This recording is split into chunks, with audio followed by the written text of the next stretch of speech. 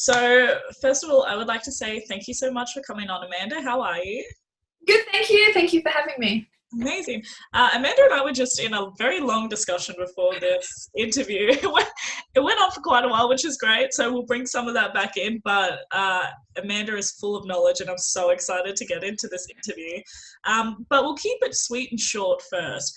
What is it like living in the Blue Mountains in Sydney, Australia? Well, I'm actually at the bottom of the Blue Mountains. I'm down in Penrith, and it is a hot place during summer and cold during winter. So it actually snows on the top of the Blue Mountains, and we have like this really weird downdraft. And we like lock ourselves in the house and just enjoy the reading and the writing, really. But it's really nice here. It's we've got the Blue Mountains, and we're on Indigenous land of the Doric people. And so I'd just like to acknowledge them today. Wow. Can you tell us a little bit more about that for those who may not know what Yep. that means or why it should be so respected? So in Australia, there are over 250 Indigenous countries, and each country has an Indigenous population. It's country, so we acknowledge for people who are non-Indigenous, we acknowledge country, and for people who are Indigenous, they will do a welcome to country. So as I am non-Indigenous, I always acknowledge the country that I'm on. So in Sydney, they're the Euro country, but out here in the West, I'm in the Penrith region, on Doric country. That's amazing. And I've just learned something very fascinating today. I'm trying to try myself. So thank you so much for explaining that. Yeah, so just if you look on Google and you look at Indigenous country, you'll see a map of Australia, and it's like lots of little colours. Then you can just kind of figure out where you are and what country you're on. Wow. Yeah. Let's start talking book chat. I want to know what it was like for you. Your first book, Concealed Power. What was the inspiration behind it? Like, what was your journey from wanting to have this imagination or start writing this book to publishing your first book? What was that journey like for you? So I have a soul sister, Michelle Crow. She lives in Tennessee, and we wanted to write a book together. And I've got so many book ideas, it's not funny, but I was reading a book it was like a romantic book, and I don't usually read romance. So it was kind of looking at like psychics and having this love interest, and she couldn't use her own psychic ability.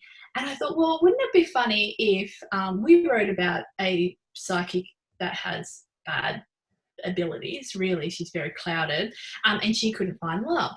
And then that kind of stemmed into reptilians and secret societies and conspiracy theories and all sorts of things. So Riley is a psychic who can't get love, and then meets two guys who are at war with each other, and then it just kind of evolved out of that.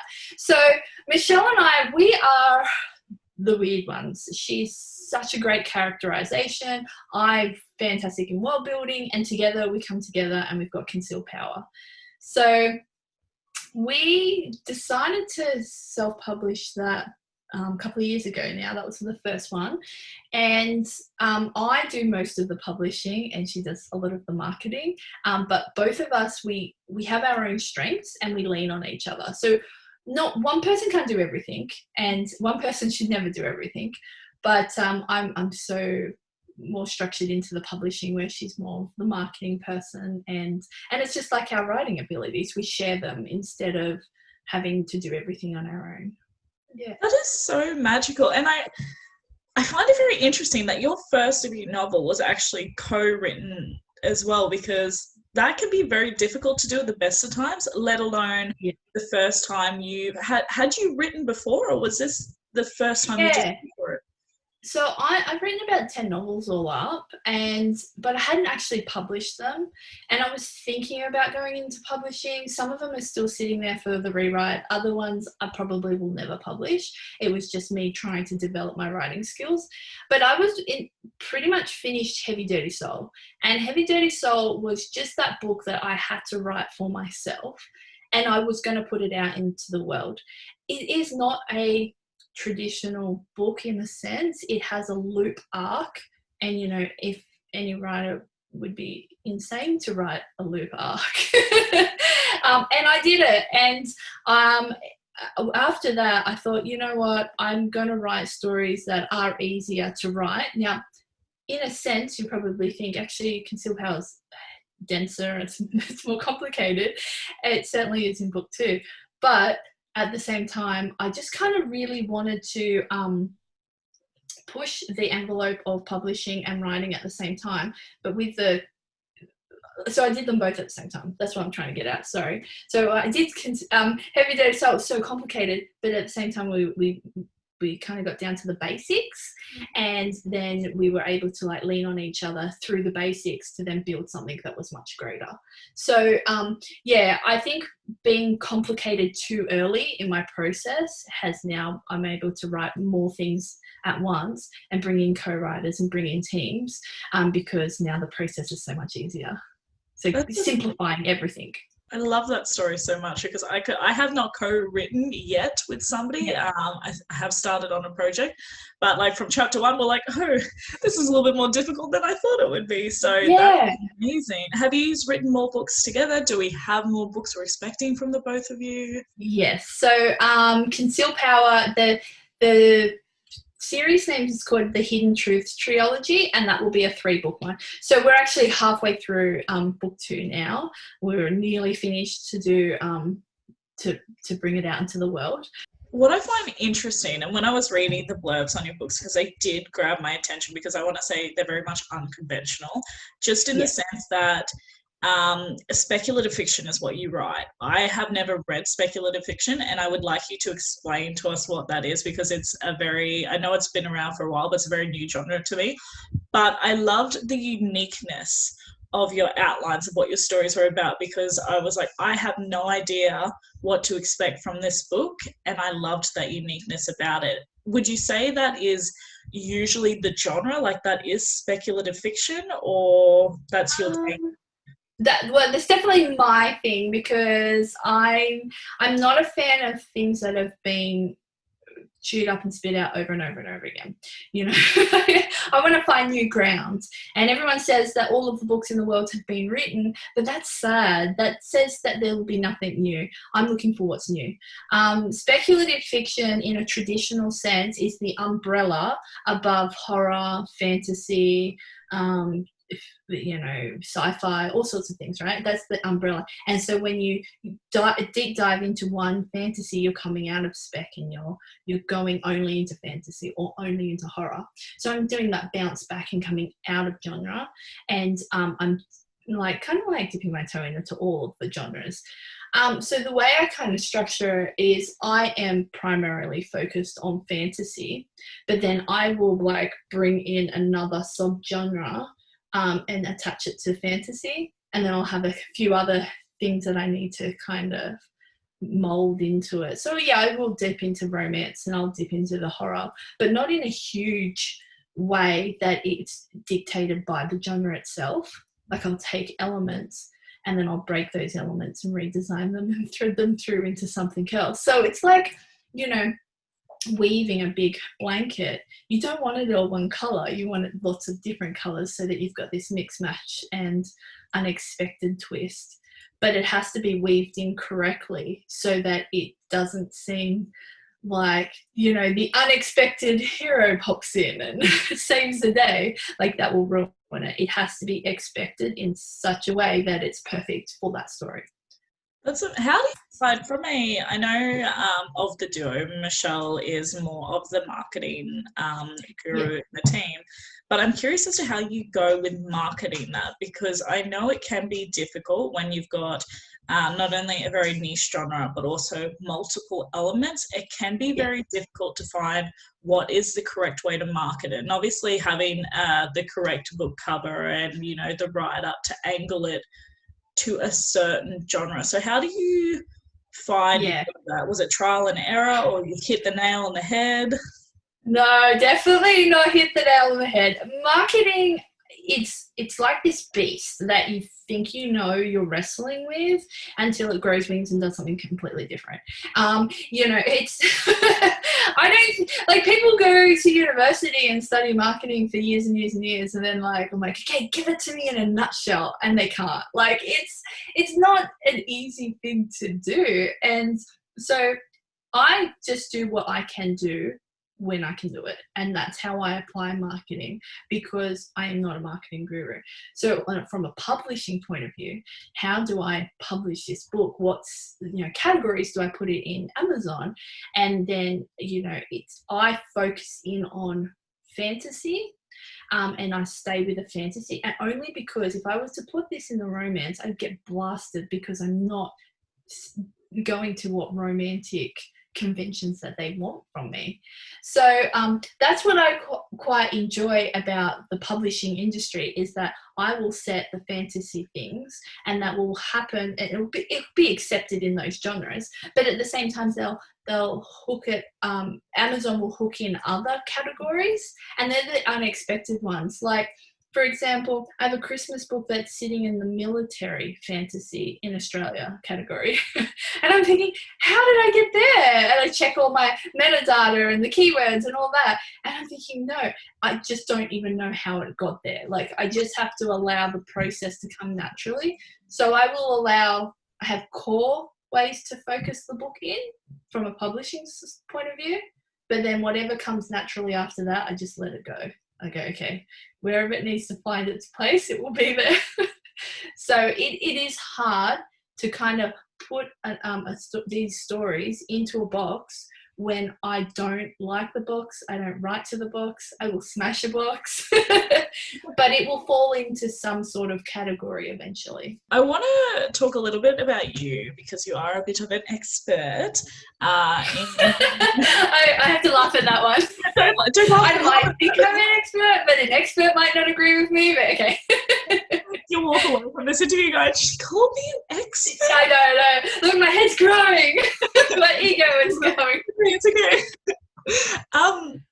So I absolutely love the notion of giving back to the writing community, and obviously, I feel like I am rewarded in my personal endeavours, and I imagine you very much feel the same, because you do the Sydney IndieCon, and then you also do the writers group as well. So what is it, the Western Sydney Writers. Western Sydney Writers Group. I don't know why I was tongue-tied on that. So I want to know a little bit more about that, because it is a lot of time and effort to create these, and quite honestly, not everyone has the correct mindset to logistically make something like this possible. Yes. How did you even start, and why? I think I always have that notion where you go, see a need, feel a need. And the thing is, like, with the writers group, there wasn't a lot on offer in my area, and we're on the outskirts of Sydney. If I travel into Sydney, where there are a lot more writers groups, it's an hour's travel each way, so it wasn't really practical to kind of have those type of groups. So we're on the border of the Blue Mountains, which is a very cultural hub, but even they didn't have a lot of and that can be an hour to the top of the mountain as well, so they didn't have a lot of groups.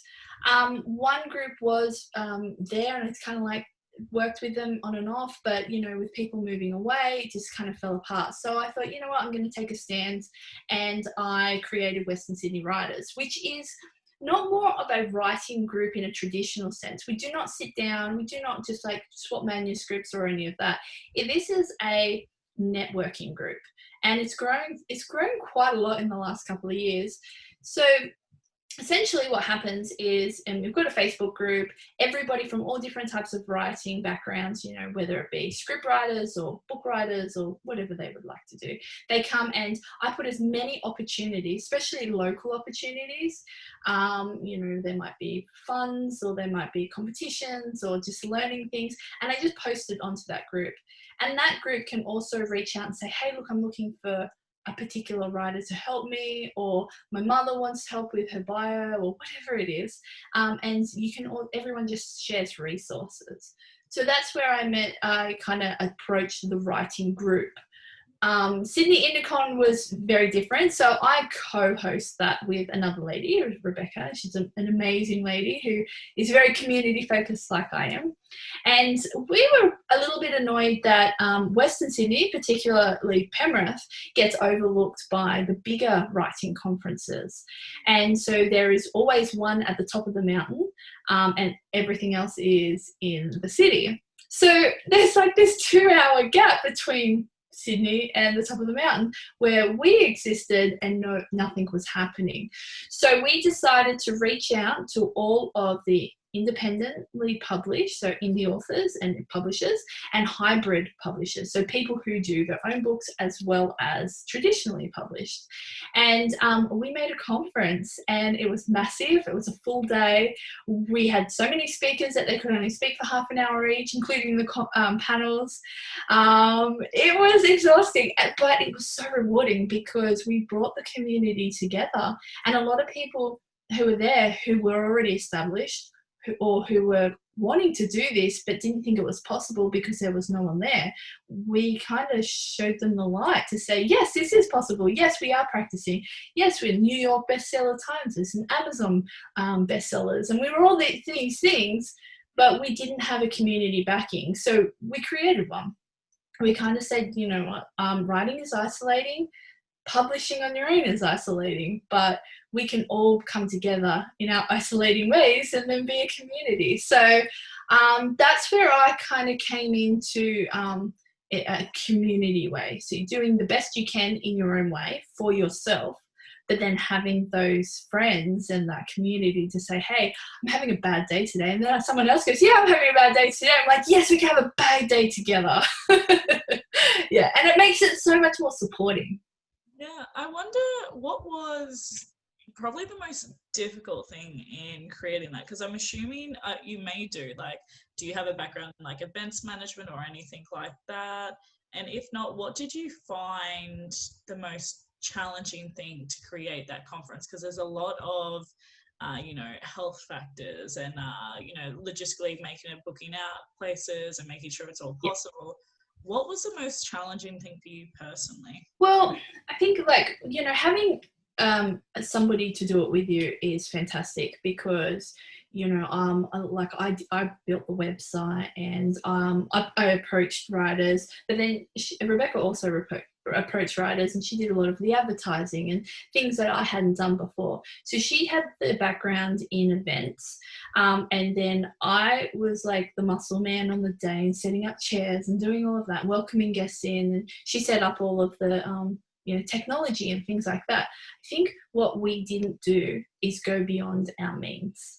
And that was the most important thing. Yes, we could have got stage lighting and all of these wonderful things, but what were we actually achieving? It was more getting information to people who were there, who were ready to accept it. So it wasn't like a 30,000 people. I think we had like 200 people all up, which is still massive for the first day. But at the same time, we didn't then push the means. We didn't make everything on that day. So it was just keeping it, going back to basics and keeping it there and just making the best of those basics. So we've learned from that. We know exactly what we want to do for the next one, when we can have the next one. And so maybe instead of one day and squishing it all in, maybe we could do 2 days and then really deep diving into information. So yeah, logistically, everything's a nightmare, but just, asking for help from the right people who already know and go, oh, that's easy, I can do that. Where I go, okay, that's really hard, I need your help. Can you please come in on board, and having the right team in place.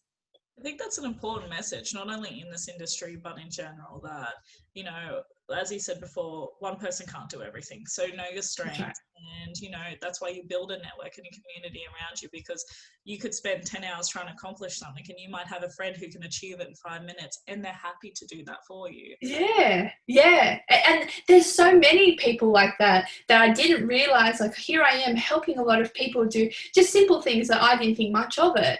And then one day I go, hey, I need a hand, and I had 30 people put their hands up, and they're going, Amanda, that's so easy. I'm like, really? I feel bad for asking because this is really hard for me. And they're like, do you know how much you've helped me? And it becomes like that team that you can rely on, but you didn't realize they're there until you've had that bad day and you're like, this is so frustrating, I can't do this. And then all of a sudden people just pop out of nowhere. They're going, hold on, we can help. So it just makes the whole process so much easier, and we shouldn't feel bad for asking for help, especially if you're always giving help. I feel like that should be the take message out of everything that we are going to discuss and educate. That is the main message I really want to come out of this, is because, you know, and you do give a lot, and it's always okay to receive back, because that's the point of give and take. You can't give and give and give. You're going to burn yourself out as well. That's right. And that's a thing that writers and publishers do. They burn out. We burn out a lot.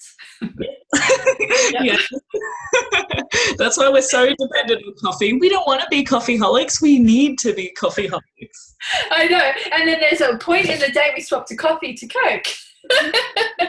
You just go from one sugar to another. What? So you were an artist. You probably still do, but you were a painter. How did you find the transition from expressing yourself with a paintbrush to writing it in a book form? Yeah. It's not an easy transition, I say that. So my whole life I was painting, and then I ended up studying pottery, because I'm not a fan of canvas painting. I like a 3D painting. I like to paint on things.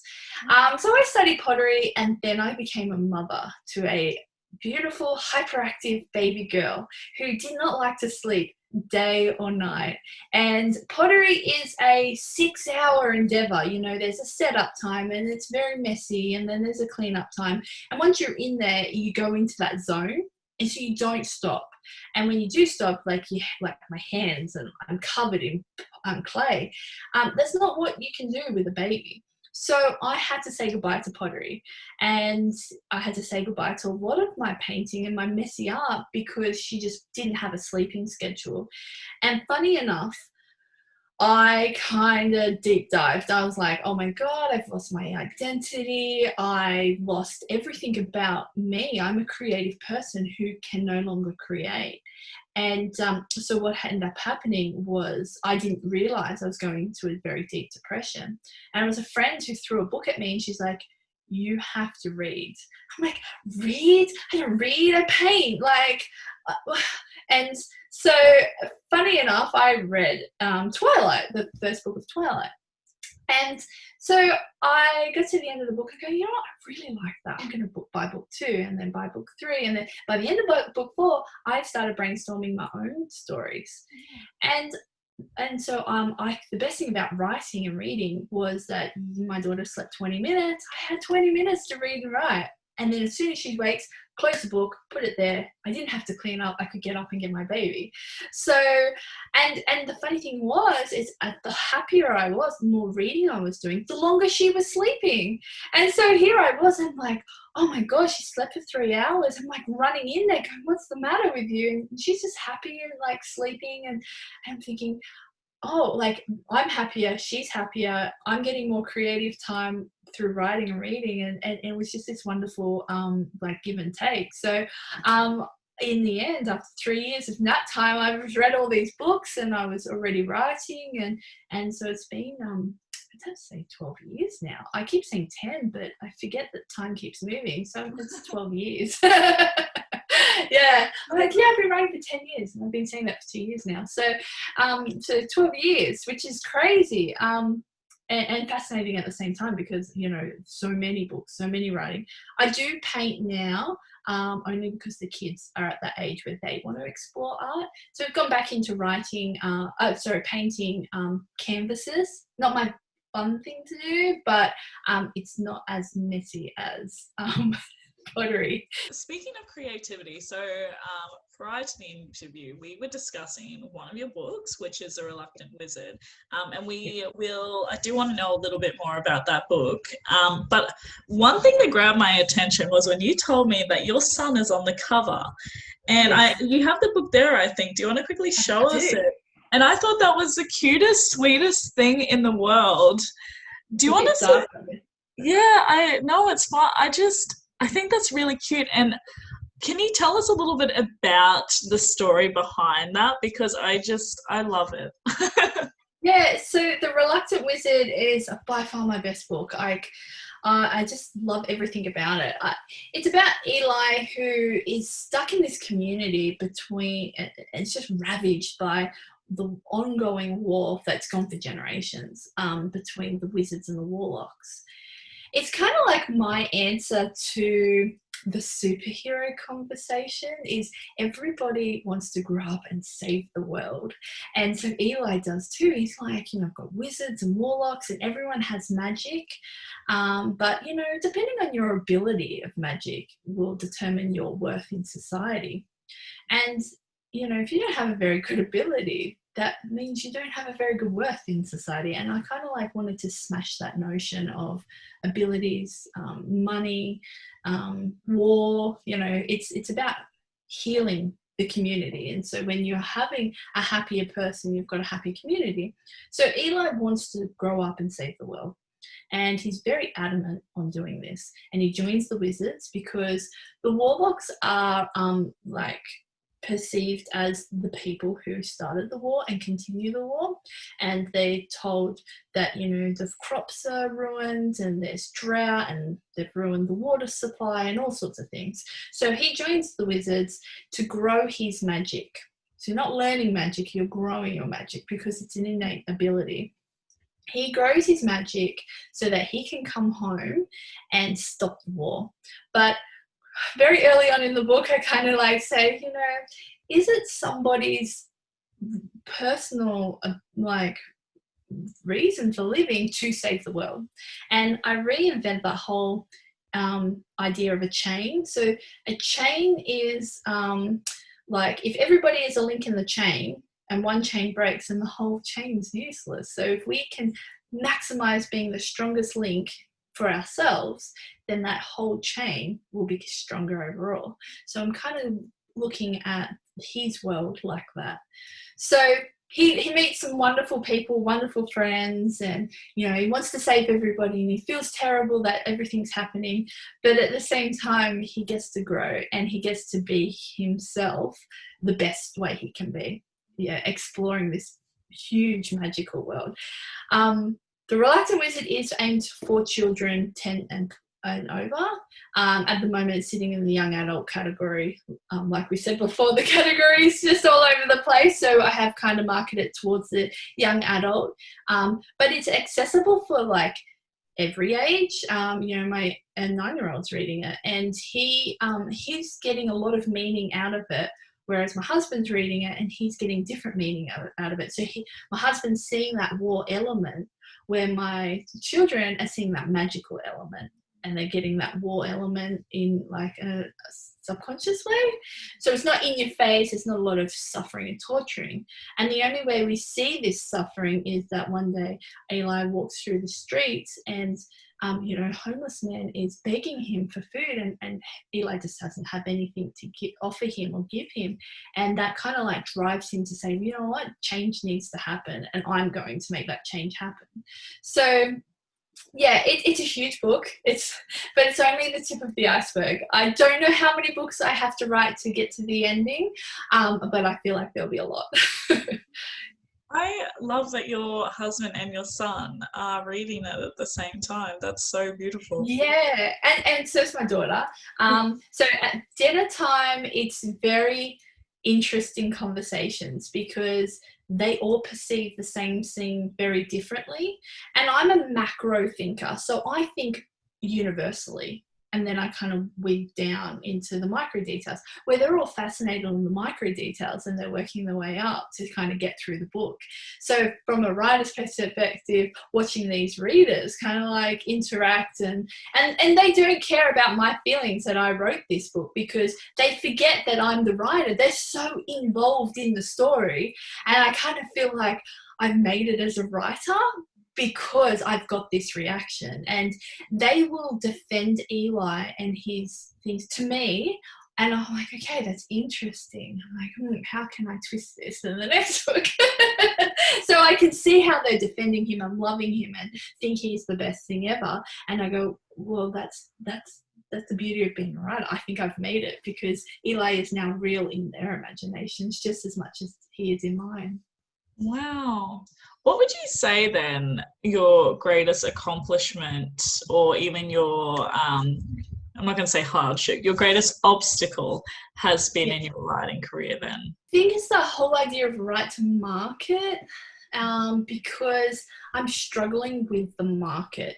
Like anybody who knows me, I struggle to buy clothes for myself because I can't even find something I like. If it doesn't come in black, like, do I really want it? Am I gonna wear it? So the market really is my obstacle, and that's a shame because the Reluctant Wizard is falling through the gaps. It's not getting noticed, and it's getting noticed on like pirate sites, which I will have to fix that, which is unfortunate because if it doesn't get a lot of attention, I can't get the books out, and the part about this obstacle is when I don't write to market, I don't have a proper place for it to sit and to shine and for it to get noticed. So that is my obstacle. But in terms of writing, I can't write a short book. I just can't do it. Yeah, look, originally I told my editor I'm writing a 30,000 children's book. Yeah, and I gave her 35,000, and she's like, "This feels like the beginning of a book." And I'm like, "Yeah, okay, I'll keep going." And then I got to 80,000, and then 130,000. So it is at publishing date, sitting at 120,000 words. It's massive, especially for a children's book. She kept reminding me that Harry Potter was 87,000 words. And I'm like, yes, I realised that. So that was trying to get to the benchmark, but, I really trust my editor, and she said to me, if we cut any more, just to be safe, we're ruining the story. So it is a nice, comfortable 120. So I can't promise how many books there will be because I honestly do not know. I'm not going to put myself a limitation on that.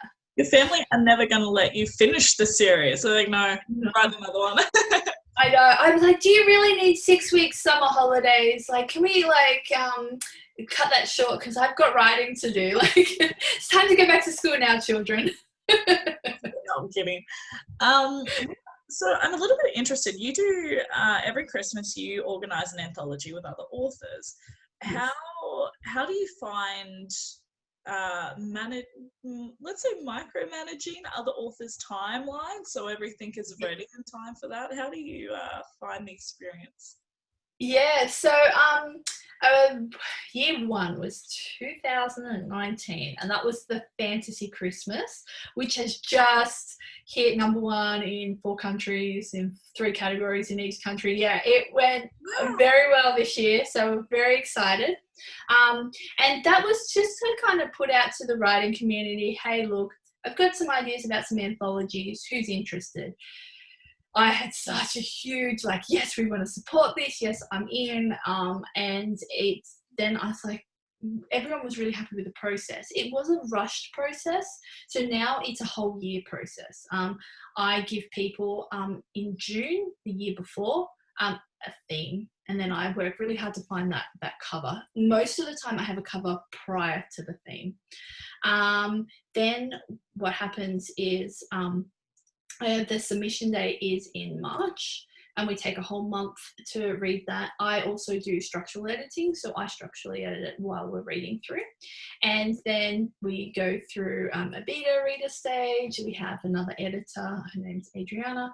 And so we get through a lot of sections, a lot of revisions to get to that final thing. We publish always on the 1st of December, which is a busy time of the year for everybody, but it's great because it's going straight into that holiday season. And last year, 2020, we did the Magic and Fire. So next year, we're about to go into submission stage for 2021. And I think I have themes for the next 15 years. So I can't wait I can't do them all. too. I want to be Definitely. And we have like a little community, and it's a secret. This is the best thing about Facebook, right? Is that you can bring all these writers from right around the world onto Facebook, have this secret little group, and we support each other and we help each other, and just to make the best anthology we can. So I work very differently to other publishers, where I have that community basis to say, look, this is the thing that we're going to do, and I want you to shine the best possible way you can in your story. And when we structurally edit, I don't say to people, look, I'm sorry, but this 1,000 words have got to boom come out. It's like, okay, I love this, this, and this. Like, how can we work it down? And how can we kind of get all of these elements into a more condensed 5,000 words? 5,000 words for a fantasy writer is torture. I have to say that. We are huge writers. So I do have some like formulas that I give writers to kind of like, okay, let's try and hit this, like the complex conflict that you've got going on, and how do we resolve it? So then we can like incorporate all the characterization and all the world building and everything within those two formulas. And all of a sudden 5,000 words is over and everyone's like, where's the whole novel? And I'm like, that's it. It's kind of like a teaser into these bigger worlds. The best thing is both the Magic and Fire and the Fantasy Christmas is that a lot of these authors who just absolutely love the stories and the feedback that they were getting from these stories are now going on to write series and full-length novels based on those stories. I found the process so fascinating because I have been in anthologies before, and also you see that a lot of people are creating their first anthologies or numerous, and everyone has their different takes and styles on it. Some I agree with, some I don't necessarily. And I find it interesting, your quality control is probably the first of higher level, I want to say, because a lot of the submissions, from previous ones, will be like, cool, that's a book, we've inserted it, you're author number 4, and this is it. There is no real, all you get is a deadline. There isn't a submission so far back, and then you're doing that quality control through it, and you're making it, like, you're maximizing everything about that. And I think that's a fantastic process because it's not one you see very often. I feel sometimes I'm a little bit iffy with anthologies personally sometimes. Please, nobody get angry with me. No, I'm on the same level here because some of them are like a money-making thing, like it's just pump it out to get the money. And unfortunately, like it's publishing. Like once it's out there, it's out there. And they're like, oh, you can either have your rights or you might not have your rights. But at the same time, if you sit with something that you're not comfortable with in the story prior to then coming to yours, especially a lot of stories all of a sudden insert a rape scene, and that's a trigger for so many people. I mean, I don't read that, and then you've got this hate, like, oh, I didn't want to read that, I didn't get any warning, and then boom, you're the story after that, and then you kind of have all that hate and anger, and you've gone into that next story, and it kind of like stays with you. You have to have that quality control. You have to have this reading, and there are a lot of publishers who don't even read the stories when they're pulling authors into these things. So it's these massive big box sets for 99 cents. These authors have poured their heart and soul, and a lot of times their wallets, into being in these anthologies just to get like that label of best-selling author, and that's a shame. That's what I did not want to do coming to anthologies. I thought, no, this is going to be a proper publishing process where everybody's on board, everyone's happy with where it's going and what we're getting out of it. But at the same time, the reader is going to have that wonderful experience, because that's what books is supposed to be about, is the book and the reader, not us. I've said to authors that they keep their own copyright. I understand that they'll go to other publishers eventually with the stories that they're building, and that might have to rejuggle those anthologies later on. I've kept everything open for future opportunities to come by, and that still applies for me as well. So with my buy-ins, I keep them at cost level. And the cost level is I don't charge for my structural editing, but for the editor and the cover and some marketing, it's like mostly advertising. But at the same time, I don't take a publisher's cut. So if everyone brings in, if I succeed, they succeed. And that's the main thing, is because I'm asking for people to pitch in to make this book a reality. Why should I then turn around and take a publisher's cut? Because I didn't fund it. So that's why I say, you equally get your money back as much as I get my money back. And that's why I thought, I have to be very ethical in what I'm doing and how I'm practicing. And it's been fantastic. Like the love and support that's come from the authors, it just drives me to go, oh my God, I've got another theme. I'm writing that down for that year. And, that's why I've got themes for 15 years, is because, I try and give out as much love and support as I can, but I'm also getting that back. So it's just like, yep, next year it's happening. Of course, next year's happening. And the year after that. I love how community-based you are. You have no idea how refreshing it is, because this can sometimes be, until you find your right network and right group, it can be sort of dog-eat-dog world sometimes, until you find your right group and your right people. And it's so nice that you are at the forefront of creating such a massive community. So thank you. Thank you. I want to know for you, so this is my favorite question to ask. What is the ultimate dream? What is the goal that you're chasing? To be funny, like, even though it looks like I'm very materialistic, I would just really like to sell everything and just have a backpack and a laptop and just live a nomadic life and go to all of the sacred sites around the world and just write and just be like, write my ideas down and then give them to the world. That's my ideal life. Apparently the husband doesn't, he's more materialistic. He buys me lots of books to keep me here. And like a very interesting way to travel a COVID world. So I guess we're grateful that I have a house. So that's where I would love to be, is just being out in all sorts of places right around the world and writing.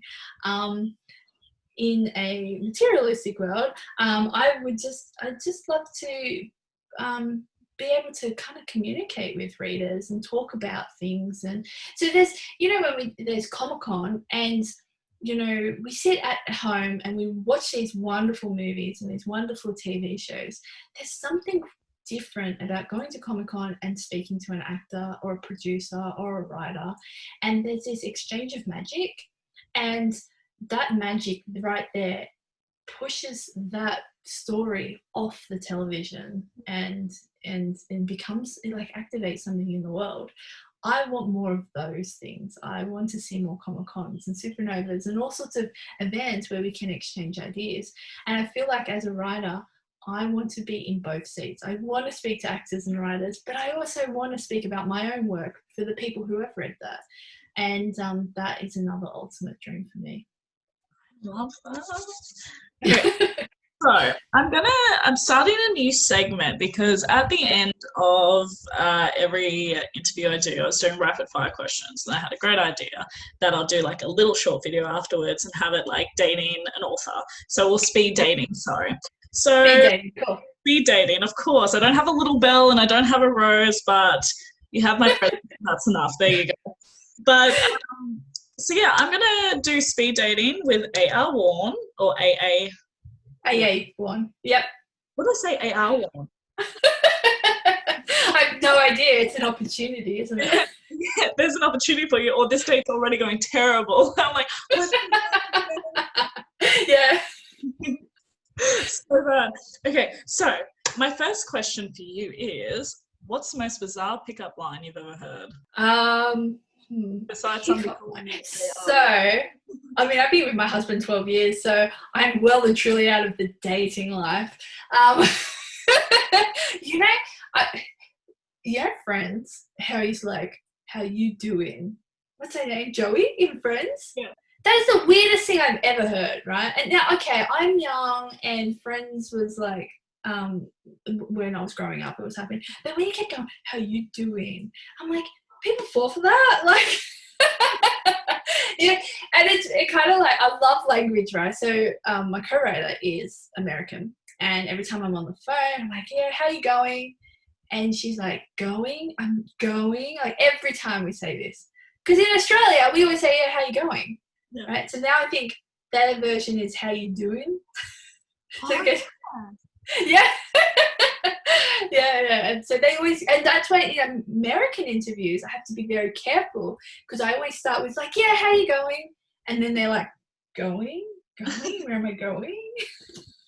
So I've got to be very careful. I have to Americanize myself when I speak. Every interview from now on, I'll hear you on. You'll be like, how you doing? I'll how like, you doing? Yeah.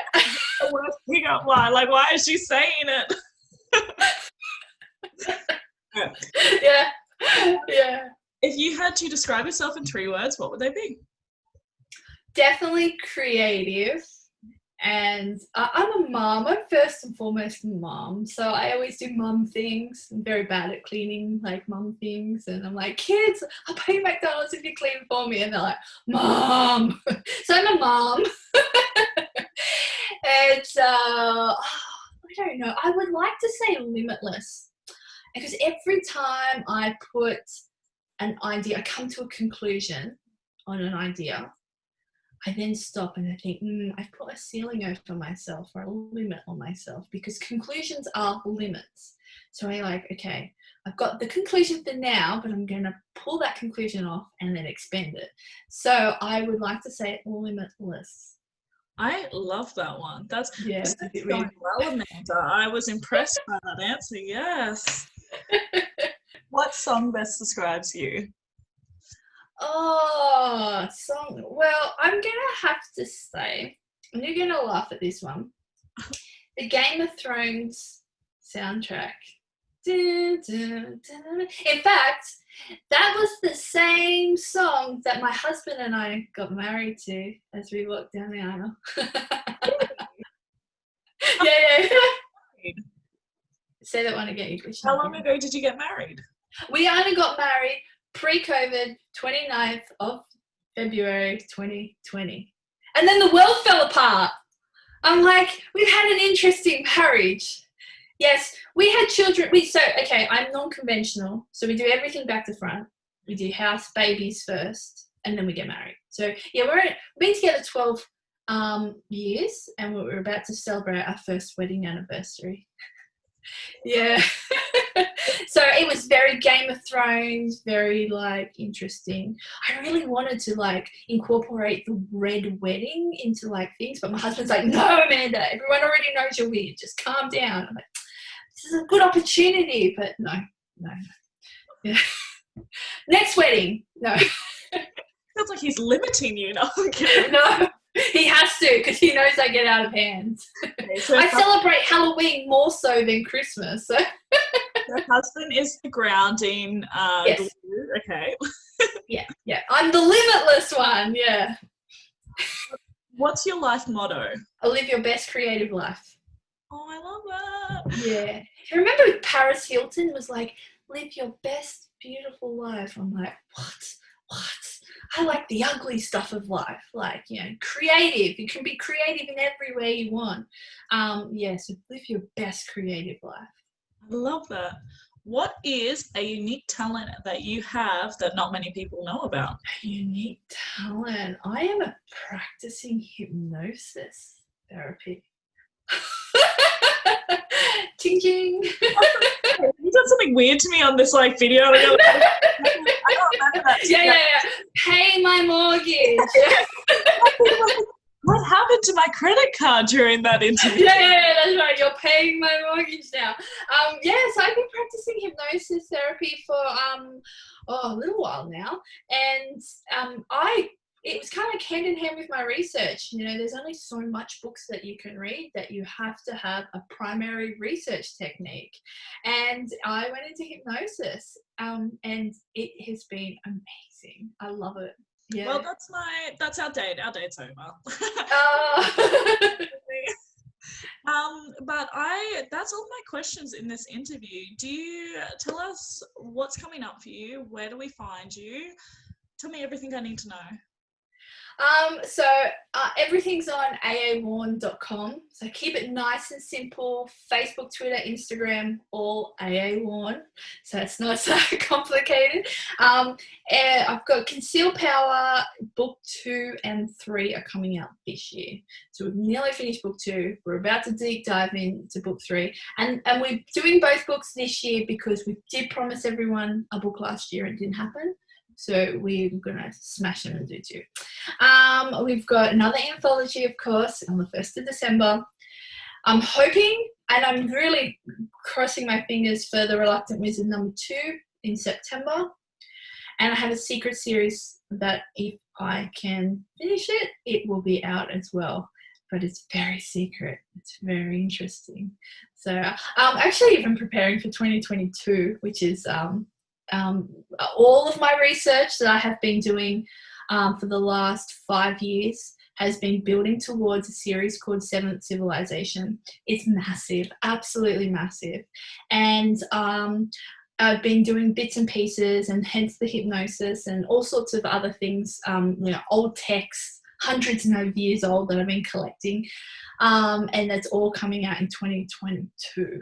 So I've been buckling down and working like crazy. That's amazing. Thank you so much, Amanda, for hopping on today. I've had such a good time. Yeah, thank you. Thank you so much for having me. Yeah, absolutely. And we're definitely going to stay in touch because I definitely want to be in that 2022 anthology. Definitely. There's always 2021. I'm not against it. Like, yeah. I'll get my people to talk to your people, or we'll talk now. Yeah, definitely. All my people are me. Same. I don't have any people. We're on the same track. Yeah, cool. We're done. But, whatever. No, I'm kidding. Yeah. But yeah, all right. I will talk to you later and have a good day. Thank you.